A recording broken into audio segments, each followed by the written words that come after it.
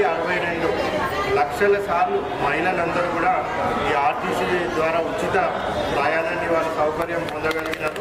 So దాని ద్వారా ప్రభుత్వం సుమారుగా 53,84,00,000 రూపాయలు కూడా ఖర్చు చేసి మహిళలకు అందరికీ కూడా ఉచిత ఆర్టీసీ ప్రయాణం కూడా అందించడం జరిగింది. కార్యక్రమం ద్వారా 200 యూనిట్ల వరకు ఉచిత విద్యుత్ సుమారుగా 1,25,000 మందికి కూడా ప్రభుత్వం అందించింది. సో వాళ్ళందరికీ దాన్ని కూడా 31 కోట్లు 31 కోట్ల సబ్సిడీ కూడా వాళ్ళందరికీ కూడా అందించడం జరిగింది.